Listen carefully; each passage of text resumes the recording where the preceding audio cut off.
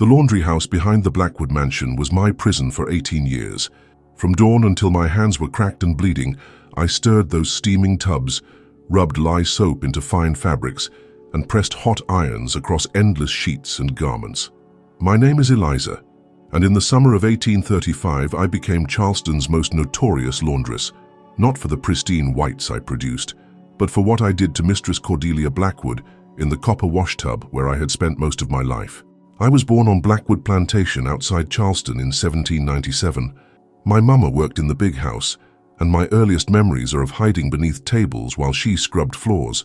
When I was 8, Mama died of fever, and Mistress Cordelia, then newly married to Master James Blackwood, decided I would be trained for laundry work. "The girl's hands are the right size for getting stains out," she told the housekeeper, "and her color won't show so much in the wash house." My color? I was light-skinned enough that visitors sometimes mistook me for a tanned white servant until they noticed my hair. My father, I later learned, was Master James's older brother, who had been given first pick of female slaves when visiting from his own plantation up north. Such arrangements were common enough that no one spoke of them, but the evidence lived in my face, which bore the Blackwood nose and eyes.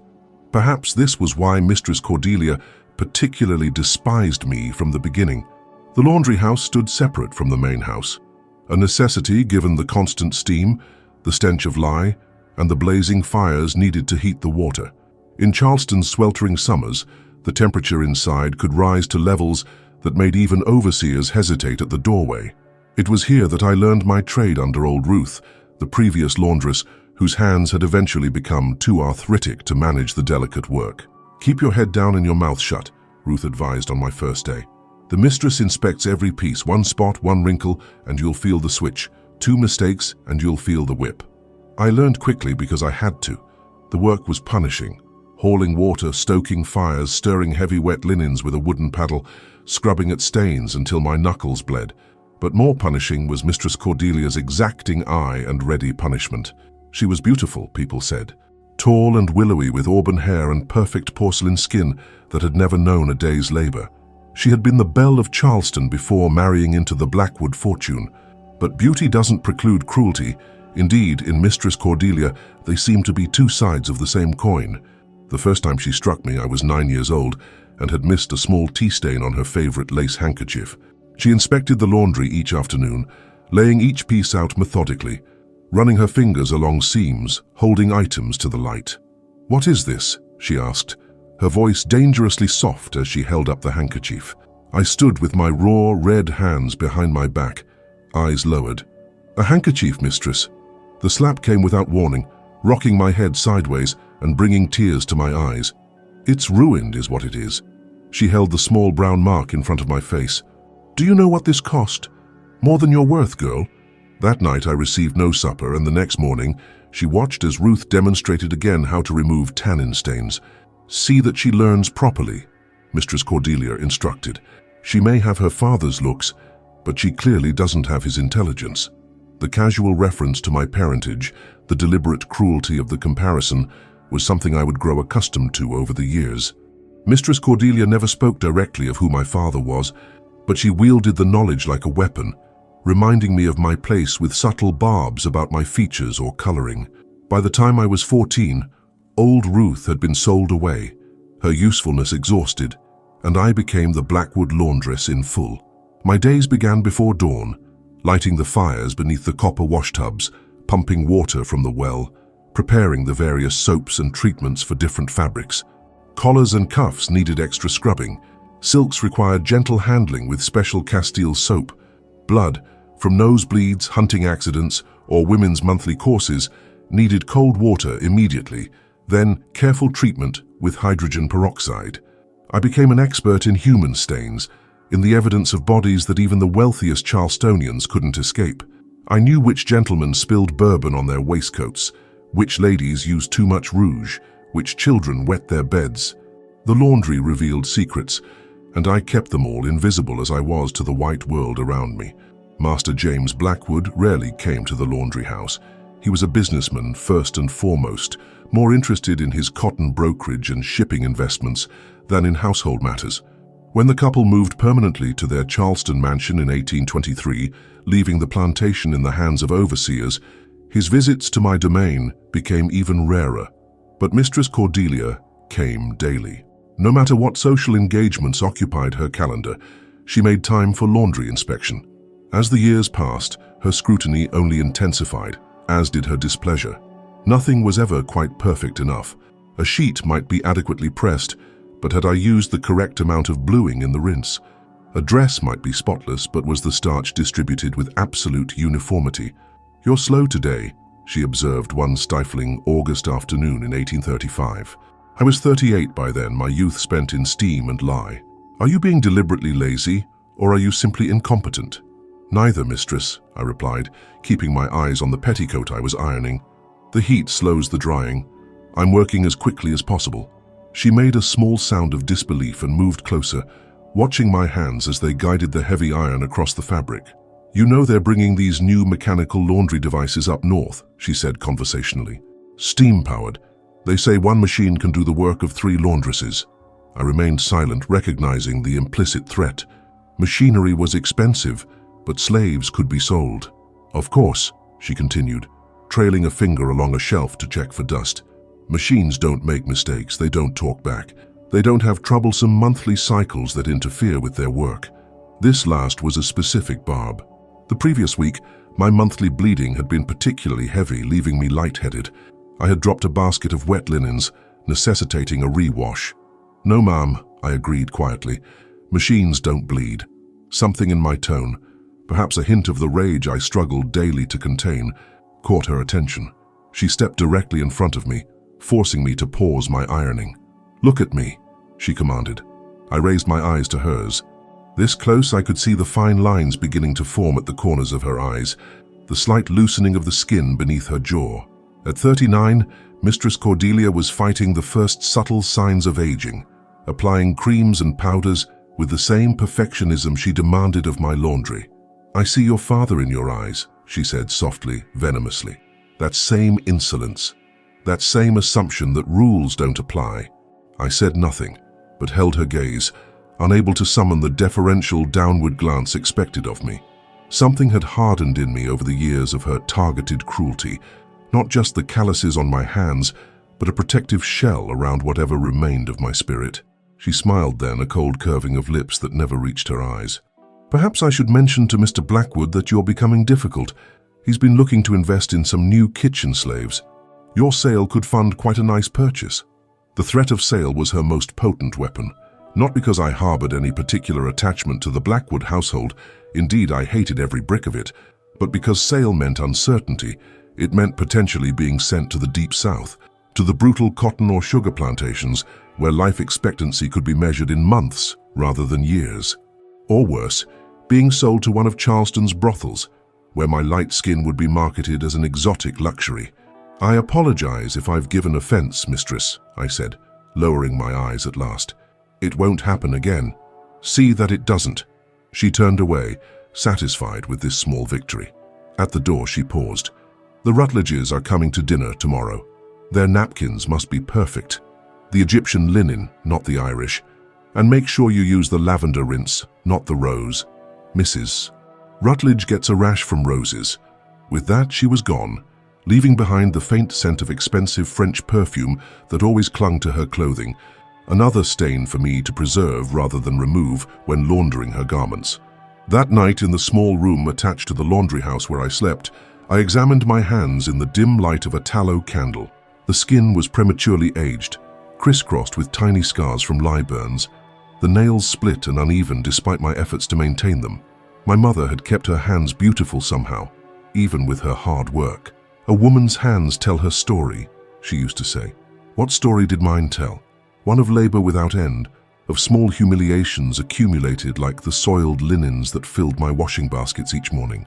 I had few possessions of my own, but beneath a loose floorboard I kept 3 treasures: a scrap of blue ribbon my mother had once worn in her hair, a small carved wooden bird a kitchen boy had given me before being sold away, and a straight razor I had found discarded in the master's trash years before. The blade was rusted but still sharp enough to be dangerous. I had kept it not for any specific purpose, but as a talisman of sorts, a reminder that sharp edges existed in the world, that tools meant for white men's comfort could serve other purposes if necessary. That night, I took out the razor and tested its edge against my palm, watching as it raised a thin line of blood. I wasn't planning anything yet, not consciously, but something was shifting within me, like laundry in a boiling tub, the dirt slowly lifting from the fabric. The next morning brought new burdens.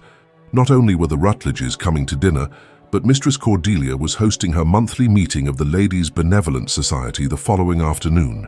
The irony never failed to bite. These women gathered to discuss charitable works while being served by the very people they kept in bondage. Extra tablecloths needed washing and pressing. 20 napkins required perfect starching. The mistress's best tea gown had a mysterious yellow stain that took me nearly an hour to lift.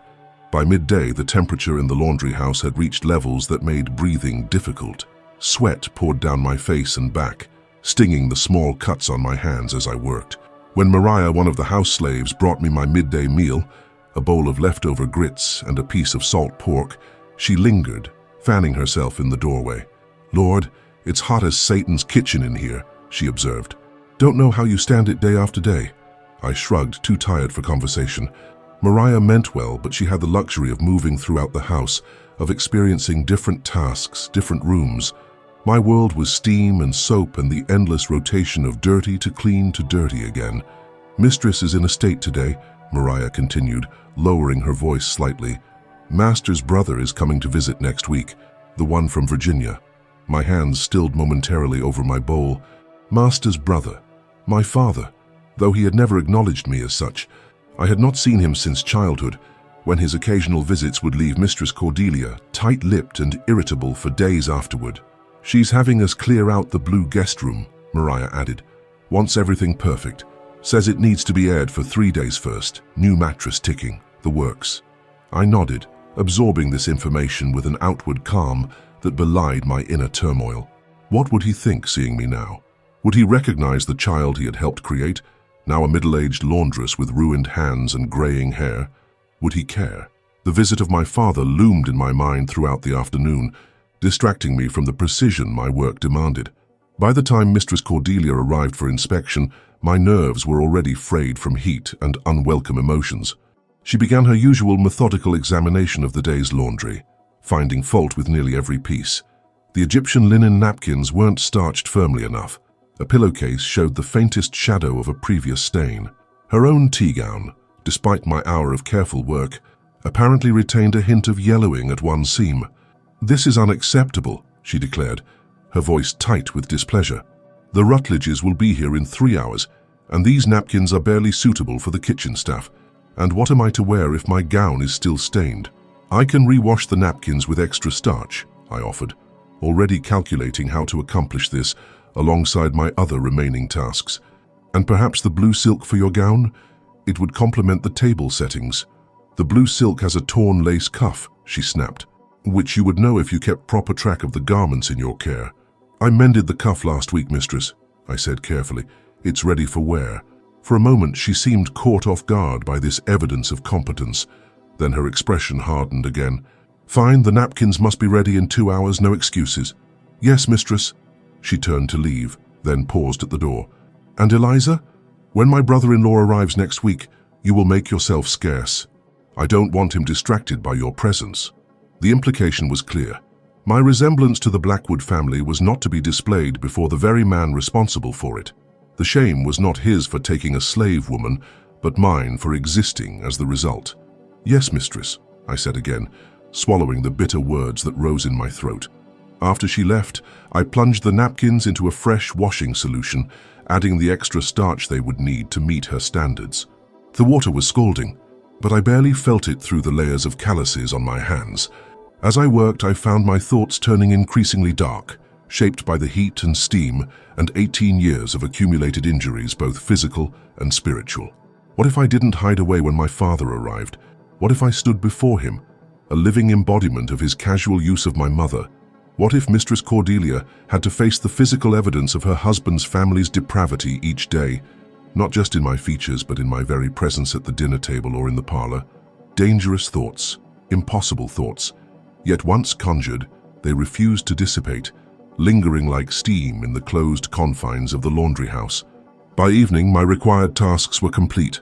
Napkins starched to rigid perfection, tablecloths pressed so smooth they shone in the lamplight, the blue silk gown ready for Mistress Cordelia's dinner with the Rutledges. But something had changed within me. The constant simmer of resentment that had been my companion for years had begun to boil, pushing against the lid of necessary subservience that had contained it for so long. The next 3 days passed in a blur of heat and labor. August in Charleston was always brutal, but this particular summer seemed determined to test the limits of human endurance. The temperature inside the laundry house regularly exceeded that of the air outside, creating a steaming inferno where I spent 12 to 14 hours daily. My only respite came in the brief hours of darkness when, exhausted beyond measure, I collapsed onto my small pallet in the attached room. On the 4th day, the day before Master's brother was due to arrive, Mistress Cordelia appeared for her afternoon inspection in an unusually agitated state. Her face was flushed, her movements sharp and erratic as she examined the day's washing. "These sheets for the blue room," she said, running her hands over the pressed linen with uncharacteristic roughness. "They're not adequate. They must be re-washed. There's a shadow here and here." She pointed to areas where I could detect no imperfection whatsoever. "Yes, mistress," I said automatically. "I'll re-wash them immediately. See that you do." She continued her examination, finding fault with nearly every item. "And these handkerchiefs. The monogram is barely visible. Did you use the proper bluing? And this tablecloth is insufficiently starched. Really, Eliza, it's as if you're deliberately undermining my preparations for Henry's visit." I remained silent, recognizing that her agitation had little to do with the actual quality of my work and everything to do with her anxiety about her brother-in-law's arrival. Henry Blackwood's visits always unsettled her, disrupting her carefully maintained control over the household. "Perhaps I should just replace you," she said suddenly, turning to face me with cold calculation. "Find a laundress who understands the importance of perfection. The Harrisons are selling several of their house slaves next month. I could inquire about their laundress." The threat was not new, but its timing felt significant. After 18 years of service, of ruined hands and endless labor in conditions that would drive most to collapse, the idea that I could be so easily discarded kindled something dangerous in my chest. "As you wish, mistress," I replied, keeping my voice level despite the rage building within me. "Though it would take time for a new laundress to learn your specific preferences." She studied me for a long moment, perhaps sensing the change beneath my outwardly calm demeanor. "Yes, well, we shall see. For now, rewash these sheets. I want them perfect by morning. The blue room must be immaculate for Henry's arrival." After she left, I stood motionless amid the damp laundry and rising steam, a strange clarity descending over me like cool water. 18 years. 18 years of criticism and threats and casual cruelty. 18 years of watching my youth disappear into the steam of copper washtubs, my hands transformed from smooth brown skin to gnarled, scarred instruments of labor. And for what? For the privilege of continuing this existence until I was too old or too broken to be useful? Until I was sold away like old Ruth, or simply worked until my body gave out completely? I moved to the largest copper tub, the one we used for bed linens and heavy items, and began preparing the water for the sheets Mistress Cordelia had declared inadequate. As I stoked the fire beneath, watching flames lick against the metal bottom, an idea began to form. Not fully shaped yet, more intuition than plan, but insistent nonetheless. The copper tub was large enough to accommodate a person. The water, when properly heated, reached temperatures that scalded unprotected skin. The laundry house's isolation from the main house meant sounds were unlikely to carry, especially on an August evening when windows remained closed against mosquitoes. I had never considered myself capable of violence. Even in my darkest moments of resentment, I had directed my anger inward rather than outward, accepting the bitter truth that open rebellion meant certain destruction. But something had shifted.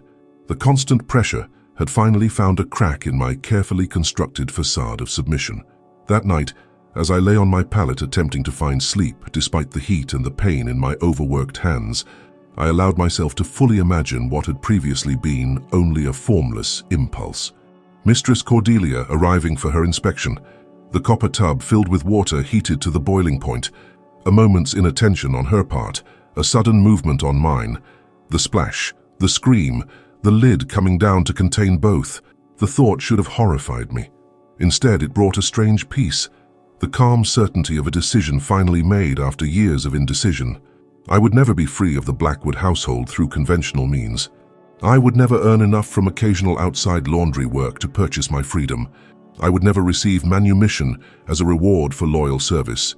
But I could end the torment, could claim one terrible moment of power after a lifetime of powerlessness, could ensure that Cordelia Blackwood's perfectly manicured hands experienced just once the scalding heat that had been my daily companion for 18 years. The morning of Henry Blackwood's arrival dawned hot and oppressively humid. I rose before first light as always to begin the day's work. But today was different. Today each task was performed with meticulous attention, not out of fear of Mistress Cordelia's criticism, but to ensure nothing would interfere with what I had determined must happen.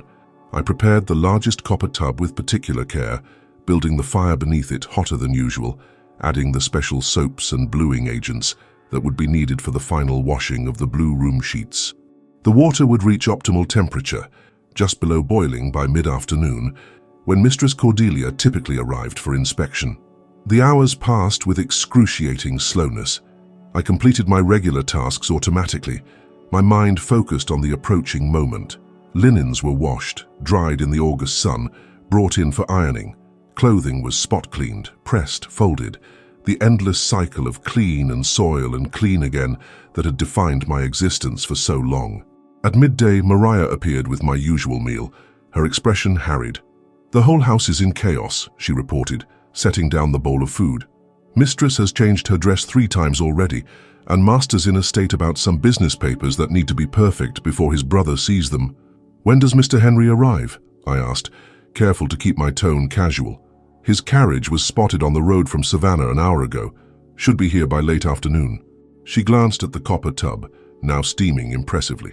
"Lord, that water looks hot enough to boil a person alive."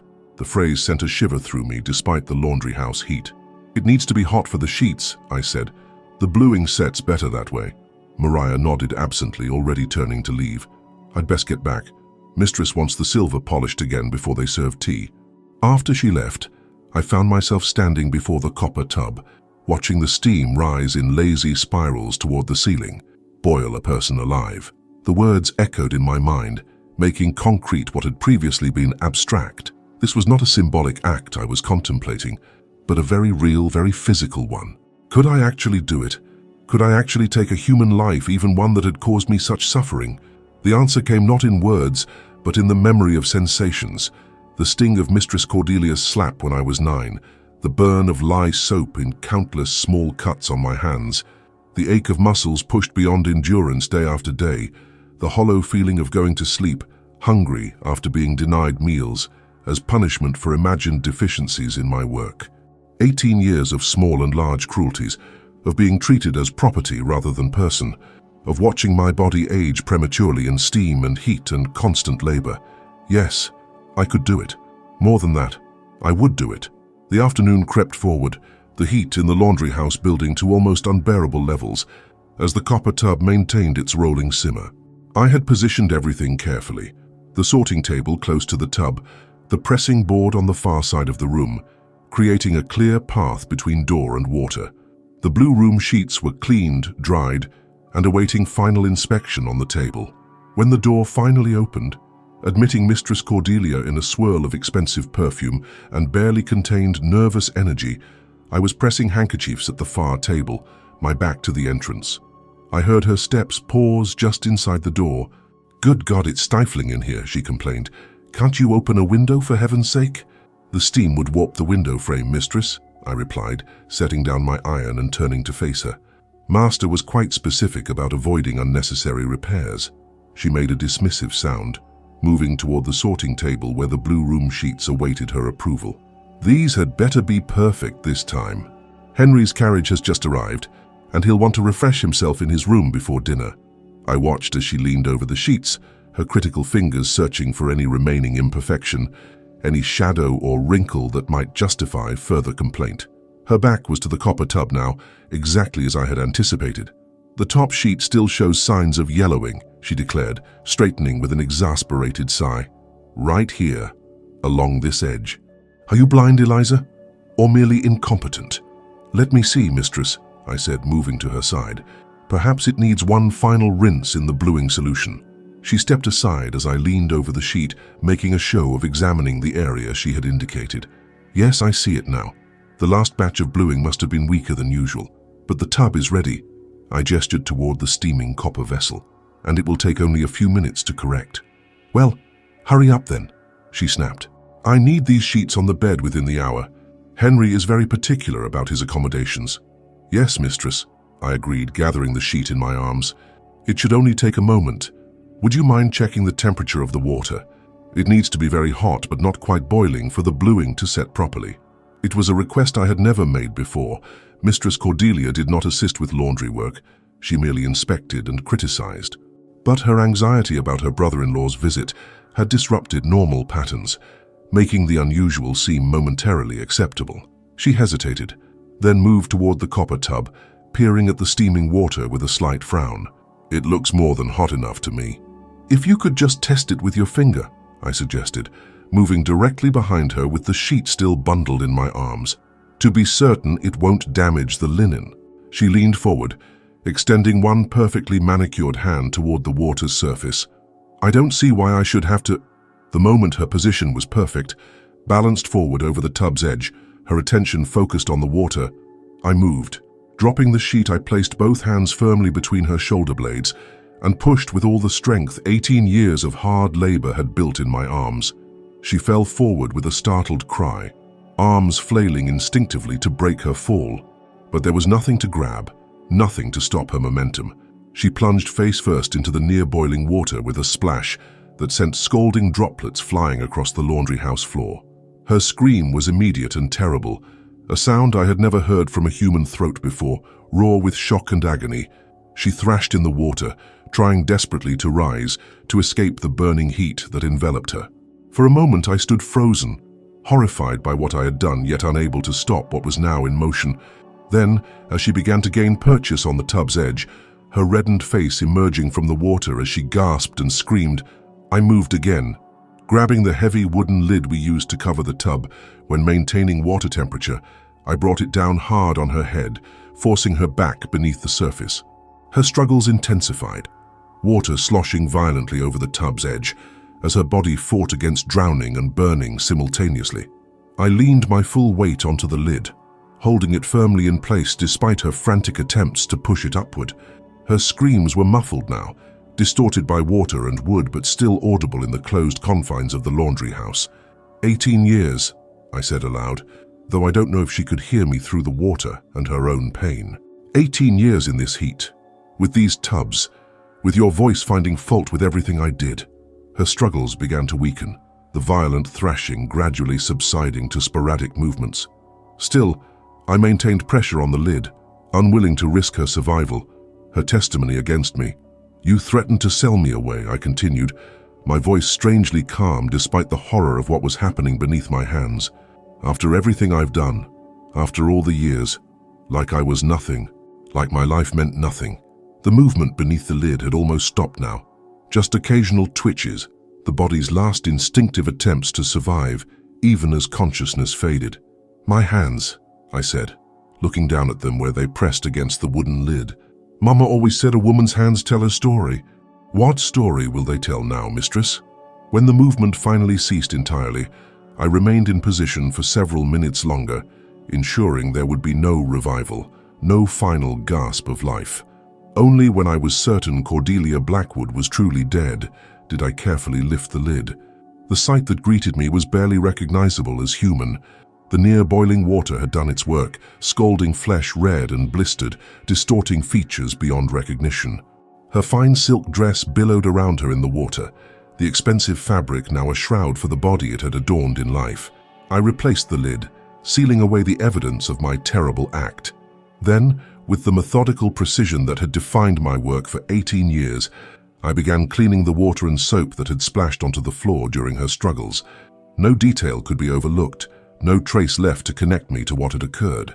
When the floor was clean, I built up the fire beneath the copper tub, bringing the water to a full rolling boil, the final phase of laundering, of eliminating stains. The most stubborn stains always required prolonged heat, as I well knew from years of experience. As the water boiled, I gathered my few possessions: the blue ribbon, the wooden bird, the straight razor I had never used. These I wrapped in a clean cloth and tucked into the pocket of my dress. Then I sat on my small stool in the corner of the laundry house, watching steam rise from the copper tub, and waited. I would be discovered eventually. A laundress leaving her post would be noticed. Mistress Cordelia's absence would raise alarms. Questions would be asked. The laundry house searched. The horrific contents of the copper tub revealed. But for now, for this brief interval between action and consequence, I was neither slave nor fugitive. I existed in an in-between state, a woman who had seized control of her fate through one terrible, irrevocable act, a woman whose hands had finally written their own story, in letters that could never be erased. The copper tub bubbled and steamed in the center of the laundry house, the lid occasionally rattling slightly as pressure built beneath it, like a pot of water left too long on the stove, forgotten until it boils over. 18 years, and Cordelia Blackwood had never noticed the pressure building in her laundress, the human vessel she had pushed too far, too long, until something had to give. Now she boiled, and I watched, and somewhere beneath the horror of what I had done, I felt something I had almost forgotten existed, the sense of having chosen my own path, regardless of where it might lead. The wait was shorter than I expected. Less than an hour after Mistress Cordelia's struggles had ceased, a sharp knock came at the laundry house door. "Eliza?" It was Mariah's voice, tense with urgency. "Eliza, are you in there? Mistress is missing, and Master Henry is asking for her." I rose from my stool, moving to block the copper tub from immediate view should she enter. "I'm here," I called, "just finishing the blue room sheets." The door opened, and Mariah's worried face appeared. "Have you seen Mistress?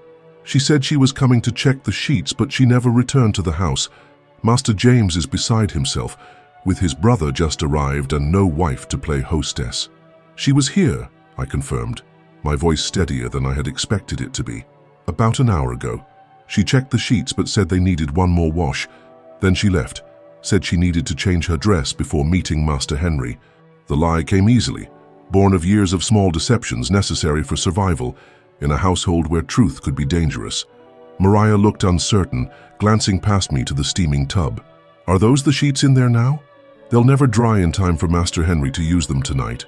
"Different batch," I said quickly. "The blue room sheets are drying in the sun. They'll be ready within the hour." She seemed to accept this explanation, her attention already turning back to the crisis in the main house. "Well, if you see Mistress, tell her to come quickly. Master James is in a state, and the cook doesn't know whether to delay dinner or serve on schedule." "I'll tell her," I promised, knowing I would never have the opportunity to deliver such a message. After Mariah left, I moved to the window, watching as she hurried back toward the main house. Soon there would be more searchers, house slaves first, then perhaps field hands if Mistress Cordelia remained missing long enough. Eventually, someone would insist on searching the laundry house more thoroughly than Mariah's cursory glance. I had perhaps an hour before discovery became inevitable, an hour to decide my next actions. Running was the obvious choice, to flee immediately, using the confusion of Mistress Cordelia's disappearance as cover. But where would I go? A black woman alone with no free papers, no permission to travel. I would be stopped at the first checkpoint, returned to the Blackwood household, or, more likely, thrown into jail once my connection to the missing mistress was discovered. No, running without preparation was merely another form of suicide. I looked again at the copper tub, still bubbling ominously in the center of the laundry house. What if there were no body to discover? What if, like the most stubborn of stains, all evidence could be dissolved away, leaving nothing but clean fabric behind? The thought was as horrifying as it was practical, yet I had come too far now to balk at one final terrible act. If I was to have any chance at escape, at a life beyond these walls, there could be no proof of what I had done. I stoked the fire higher beneath the copper tub, bringing the water to a violent boil. Then, steeling myself against what must be done, I lifted the lid. What remained bore little resemblance to the proud, beautiful woman who had tormented me for 18 years. The boiling water had done its work, flesh separating from bone, features dissolving into unrecognizable elements. I will not describe the specific procedures that followed. Some acts are too gruesome for recounting, some memories best left unexamined, even in the privacy of one's own thoughts. Suffice to say that by the time the search for Mistress Cordelia extended to a full inspection of the laundry house some 2 hours later, there was nothing to find. The copper tub contained only water and the harsh lye soap we used for the heaviest cleaning. The floor was immaculate. The blue room sheets were pressed and folded ready for delivery to the main house. And I stood amidst it all, hands raw from work and water and worse things, face composed into the mask of subservience I had perfected over decades of servitude. "Search everything," Master James instructed the house slaves who accompanied him. His face was tense with worry, his manner distracted. Every corner, every cupboard, she must be somewhere. They searched thoroughly but found nothing suspicious. The laundry house was as it always was, hot, humid, filled with the smells of soap and starch and steam. "Eliza," Master James turned to me finally, "when exactly did you last see Mrs. Blackwood?" "Around 2 hours ago, Master," I replied, eyes downcast in the proper position. "She came to check the blue room sheets but wasn't satisfied with them, said they needed rewashing. Then she mentioned changing her dress before meeting Master Henry and left." He studied me for a moment, perhaps noting something unusual in my demeanor, but his concern for his wife overrode any suspicions about a slave he had barely noticed in all my years of service. "If she returns here, send word to the house immediately," he instructed before leading the search party back toward the main house. Alone again, I sank onto my stool, the enormity of what I had done finally crashing over me in waves. I had killed a woman, had dissolved her body in the copper tub where I had washed her linens for 18 years, had lied to her husband's face about her whereabouts. Each act alone was enough to condemn me. Together, they represented a point of no return. Whatever happened next, I would never again be the person I had been before this day. That woman, the obedient laundress who had endured endless criticism and cruelty with downcast eyes and bitten tongue, was as gone as Mistress Cordelia herself. In her place was someone new, someone capable of calculated violence, of clinical disposal of evidence, of direct lies to the master of the house, someone dangerous. The search for Mistress Cordelia continued throughout the evening and into the night. Lanterns bobbed across the property as slaves and neighboring white men alike combed the grounds, checked the road to town, inquired at friends' houses where she might have gone. Theories multiplied. She had suffered an attack of nerves upon her brother-in-law's arrival and sought solitude. She had gone to make a last-minute purchase for dinner and met with an accident. She had been abducted by runaway slaves or criminals from the docks. No one suggested she might be dead. No one looked at the laundress's red, chapped hands and imagined what they had done. I continued my work through the chaos, delivering the blue room sheets to the house, returning to the laundry to finish the day's regular tasks. To stop, to deviate from routine in any way, would draw attention I could not afford. So I washed and ironed and folded, as I had every day for 18 years, the familiar motions a strange comfort amid the turmoil of my thoughts. As night fell fully, I finally retired to my small room attached to the laundry house. I had no plan yet, no clear path forward, only the certainty that I must eventually flee. But flight required preparation, money, papers, some destination in mind. None of these I had. All I possessed were my 3 small treasures and the terrible knowledge of what the copper tub had witnessed. Sleep, when it finally came, brought dreams of boiling water and dissolving flesh, of Mistress Cordelia rising from the copper tub like a vengeful spirit. Her features melted away, but her voice still perfectly intact, calling my name with the same critical edge she had used in life. I woke before dawn, as always, to begin the day's work. The routine was so ingrained that my body moved automatically, lighting the fires, pumping fresh water, preparing the soaps and starches needed for the day's laundry. Only when everything was in motion did I allow myself to think again of what had happened and what must happen next. The day brought new developments. Master Henry, rather than departing as might be expected during such a family crisis, took charge of the search efforts with an intensity that suggested deep suspicion about his sister-in-law's disappearance. He organized the house and field slaves into search parties, had the grounds methodically divided into sections for thorough inspection, sent riders to Charleston to enlist the police in the investigation. "She wouldn't simply vanish," I overheard him telling Master James as they passed near the laundry house. "Cordelia was many things, but not impulsive or careless. Something happened to her, James, and I intend to discover what." His conviction sent a chill through me. Master Henry was not a man to be easily deterred or deceived. If he truly dedicated himself to uncovering the truth, how long before his attention turned to the laundry house and its solitary occupant? By midday, the search had expanded to include dragging the small decorative pond on the property and checking nearby wells and cisterns. The theory of accident or misadventure was gaining prominence. Perhaps Mistress Cordelia had fallen, hit her head, tumbled into water, and drowned. No one seemed eager to consider more sinister possibilities. No one except Master Henry. He appeared at the laundry house door shortly after noon, his tall figure blocking the sunlight, his face set in grim determination. Unlike his brother, Henry Blackwood had always paid attention to the slaves in his household, not from kindness but from a practical recognition that they observed much that their white owners missed. "Eliza," he said, stepping inside and closing the door behind him, "I need to speak with you about yesterday." I set down the iron I had been using, keeping my expression carefully neutral. "Yes, Master Henry. You were likely the last person to see my sister-in-law," he stated, his eyes moving methodically around the laundry house. "Tell me again exactly what happened during her visit here." I repeated the story I had given Master James, keeping details consistent. Mistress Cordelia's dissatisfaction with the sheets, her mention of changing clothes, her departure toward the main house. "And that was all," he pressed. "Nothing unusual in her manner? No visitors or other interruptions during her time here?" "No, sir. Just the usual inspection." He nodded slowly, still examining the laundry house with careful attention. His gaze lingered on the copper tub, now filled with fresh linens and gently simmering water. "That's a substantial piece of equipment," he observed, "for the larger laundry items, I assume." "Yes, sir. Sheets, tablecloths, curtains. Anything too large for the smaller tubs." He moved toward it, looking down at the steaming water. "How hot does the water get?" The question sent a spike of fear through me, though I kept my face impassive. "Hot enough to remove difficult stains, sir. But we're careful not to let it actually boil when linens are in it. That can damage delicate fabrics." "I see." He continued his circuit of the small building, examining tables, shelves, the flat irons arranged by size near the pressing board. "And the wastewater. Where does it go when you're finished with a batch?" "There's a drainage channel beneath the floor, sir.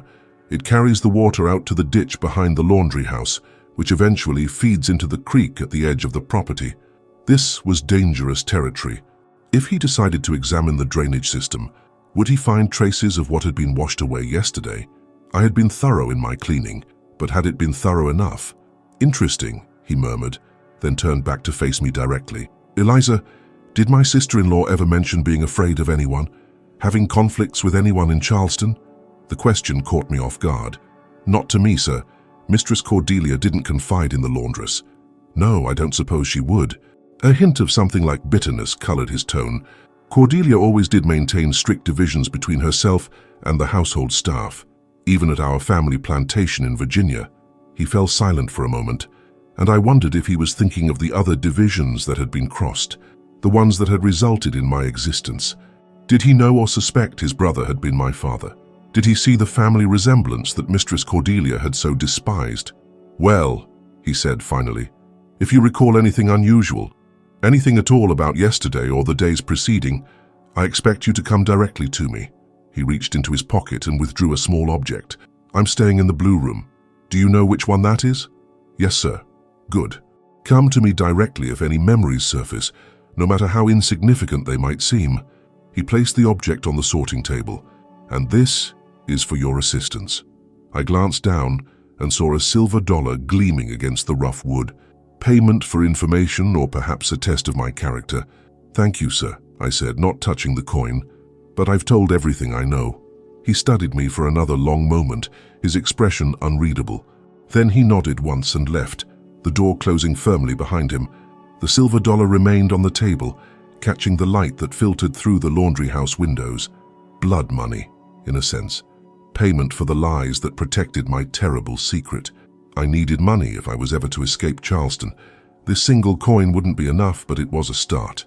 After a moment's hesitation, I picked it up and added it to my small collection of treasures beneath the floorboard. Whatever taint might cling to it, necessity outweighed principle. The search for Mistress Cordelia continued for 3 more days with diminishing intensity. No trace was found, no clothing, no personal items, no signs of struggle anywhere on the property. It was as if she had simply vanished while walking from the laundry house to the main house, leaving no evidence of her passage or her fate. Master James, initially frantic with worry, gradually subsided into a confused grief that manifested as aimless wandering through the house and grounds. Master Henry, by contrast, became more focused and determined as the days passed without discovery. "Someone knows something," I overheard him telling the Charleston police investigator. "A woman doesn't disappear without a trace, unless someone has deliberately removed that trace." His suspicions, though justified, had not yet fixed on me specifically. But how long before they did? How long before some small detail, a scrap of lace that had survived the boiling, a button that had fallen unnoticed onto the laundry house floor, connected Mistress Cordelia's disappearance to her laundress? On the 4th night after the murder, I made my decision. I had accumulated a small store of resources. The silver dollar from Master Henry, a few coins earned from occasionally doing extra laundry for neighboring households, the straight razor that might serve as both tool and weapon if needed. Not much, but perhaps enough to get me beyond Charleston, to some place where a solitary black woman might find work and anonymity. I would need papers, however. No slave could travel openly without permission from their owner or documented proof of freedom. Fortunately, the chaos of Mistress Cordelia's disappearance had disrupted normal household routines, including the careful storage of important documents. While delivering clean linens to the main house, I managed to locate a folder of household papers in Master James's study. Inside were various documents, property deeds, bills of sale for slaves, including my own from 18 years prior, and most importantly, several blank forms that required only a signature to grant a slave permission to travel on their owner's business. I took one of these forms, along with a sample of Master James's signature from another document for reference. Forgery was yet another crime to add to my growing list, but surely a minor one compared to what I'd already done. That night, in the dim light of a candle stub, I carefully forged Master James Blackwood's signature on a travel permission form, authorizing the bearer, Eliza Laundress, to travel to Savannah to obtain special laundry supplies not available in Charleston. The document gave me 2 weeks for the journey there and back, more than enough time to disappear completely, to travel north or west to some place where no one knew of a missing Charleston mistress or her skilled laundress. With the forged papers hidden in my dress and my few possessions wrapped in a small bundle, I prepared for flight. One more day of normal routine to avoid suspicion, one more night to ensure the household was settled, and then I would slip away before dawn, taking advantage of the early morning darkness to put distance between myself and the scene of my crime. That final day proved to be the most difficult. Every knock at the laundry house door seemed to herald discovery. Every glance from another house slave appeared knowing, suspicious. The copper tub, now returned to its mundane purpose of washing linens, seemed to accuse me with its very presence. But no one knew. No one suspected. I was just Eliza the laundress, as I had been for 18 years, going about my duties with the same quiet efficiency I had always shown. If my hands trembled occasionally, if my responses to questions came slower than usual, these small changes went unnoticed amid the greater disruption of Mistress Cordelia's disappearance. As night fell, I completed my final tasks: washing, ironing, folding, delivering. Everything in perfect order, just as Mistress Cordelia would have demanded. One last act of deference to the woman I had killed, the mistress who would never again find fault with my work. I retired to my small room as usual, but did not sleep. Instead, I sat on the edge of my pallet, waiting for the household to quiet, for the last movements of slaves and masters to cease. Midnight came and went. 1 o'clock, 2.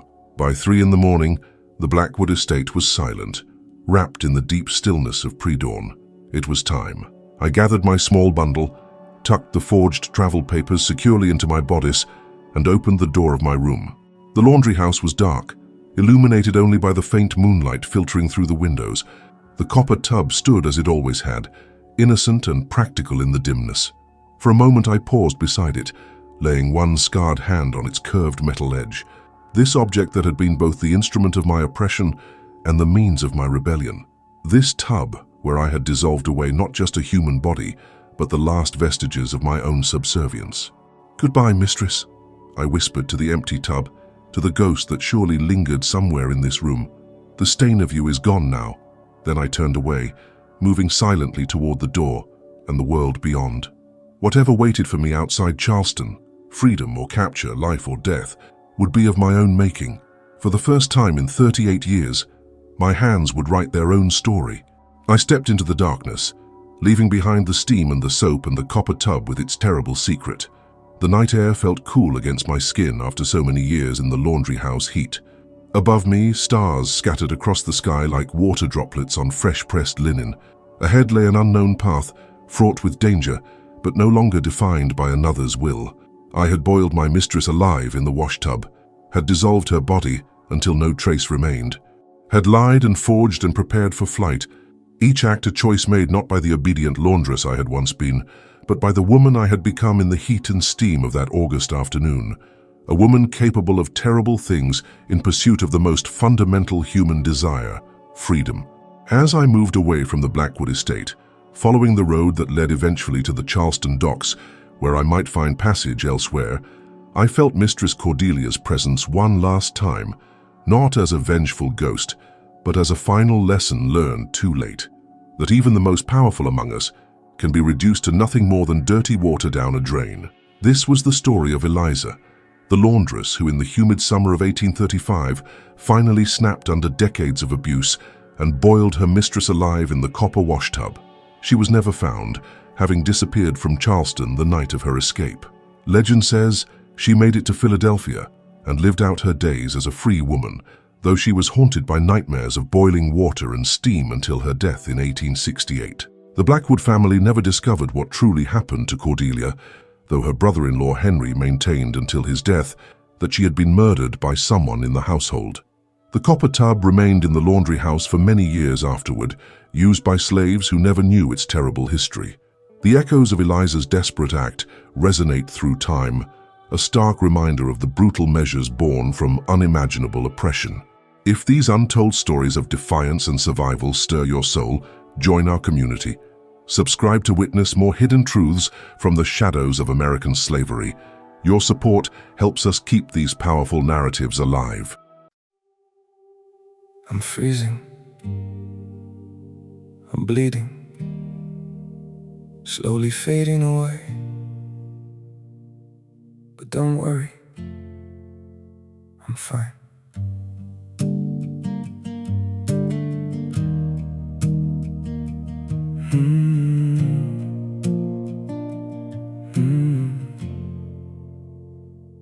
The cold has settled in my heartbeat, like winter living in my veins.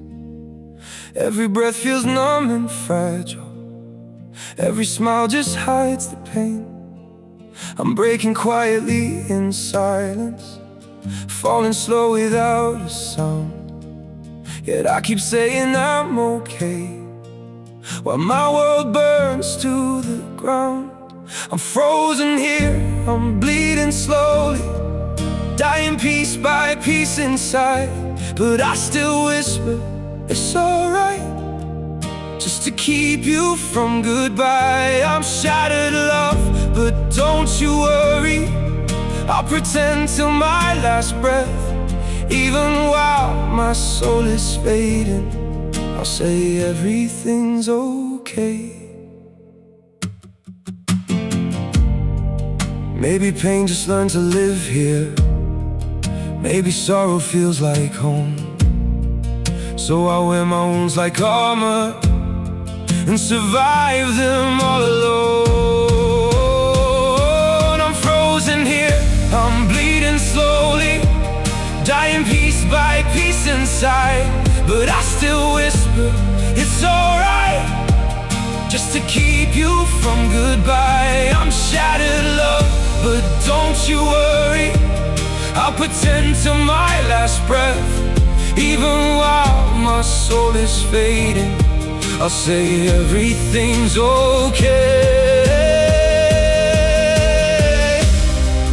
If you ever see me smiling, no, it's just my last defense. 'Cause sometimes love means hiding. how much you're suffering.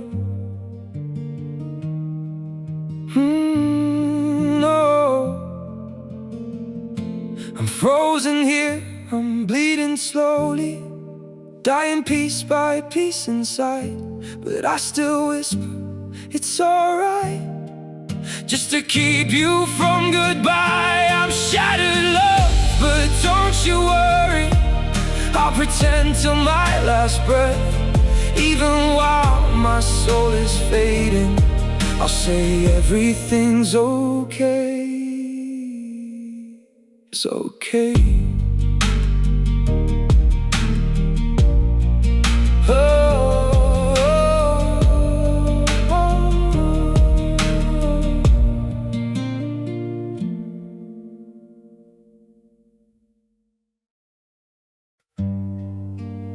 Some days feel off, like I'm standing but still falling. A little pain, a little tired, and no one to tell it all to. There are days that feel unsteady, like I'm drifting out of place. Every step just feels so heavy, with a smile I have to fake. A little hurt I keep inside me, a little weight I always hide, and 1,000 quiet worries I've been holding deep inside. There's no one here to tell it to, no one who would understand. So I carry all these feelings like they're slipping through my hands. A little broken, little lost, trying hard to just get through. All these nights I stay awake with everything I never say to you. I keep walking through the silence like it's all I've ever known. Every crowded room reminds me how it feels to be alone. There's no one here to tell it to, no one who would understand. So I carry all these feelings like they're slipping through my hands. A little broken, little lost, trying hard to just get through. All these nights I stay awake with everything I never say to you.